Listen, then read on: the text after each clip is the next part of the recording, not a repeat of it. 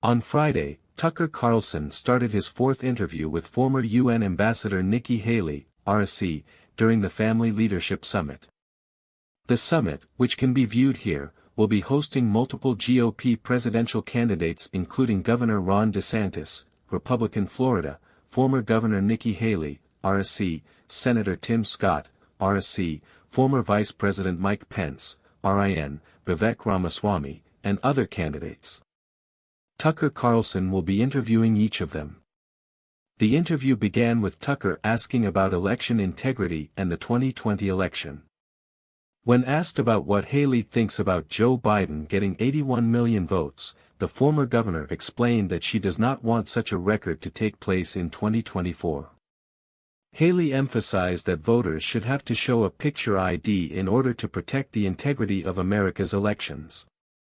"We need to make sure that we are doing what we are supposed to," Haley said, adding that the Secretary of State in various localities changed rules during the COVID-19 pandemic, thus leading to people losing faith in the election system. Haley then said that there were irregularities in the 2020 election and that mail-in ballots were rampant.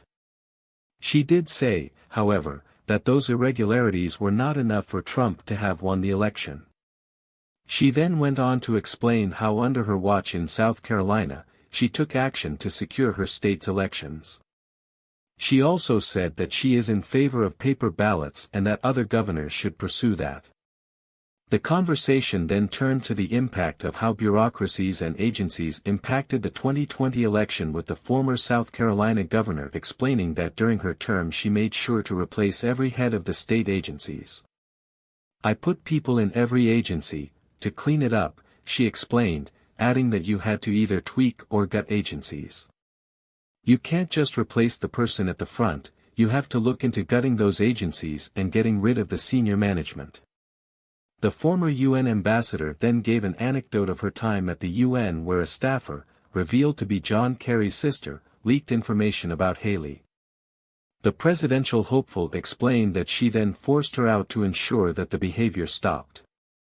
The candidate then explained that under her administration, she plans to meet with state governors once every quarter in order to emphasize change on the state level rather than the federal.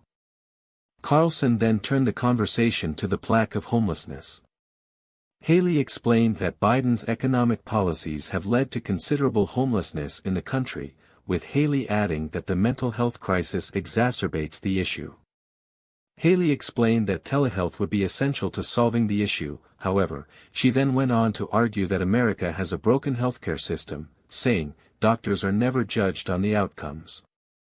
The discussion then turned to climate change, where Haley explained that a future president needs to talk with China and India about their carbon emissions and the impact that it is having on the Earth's climate. When asked if climate change is caused by human action and whether it can be slowed down by change, Haley admitted that she didn't know. She did, however, emphasize that under her administration, she would bring back energy independence. After this, the conversation turned to the destruction of the Nord Stream pipeline, with Carlson suggesting that the Biden administration was behind the destruction. Haley said she didn't know who was behind the bombing. The conversation then drifted to the discovery of cocaine at the White House, with Haley explaining that she had been to that area of the White House. She argued that it was a cover-up by the White House. Carlson then argued that the GOP should be dominating in 2024, but that's not the case. Haley argued that the problems that the country is facing are not just caused by Democrats but by Republicans as well. She explained that Americans are suffering financially while leaders in Congress are spending taxpayer money irresponsibly. Haley then concluded the interview by praising some members of Congress who are doing good work in Congress. "This is about having a good conservative agenda so all of a sudden government understands the value of a dollar," Haley said about electing the right people to office. The presidential hopeful then ended the interview by saying that the UFO and JFK files should be declassified. She also explained that she wants to bring back a country rooted in American values, saying, "We've got a country to save."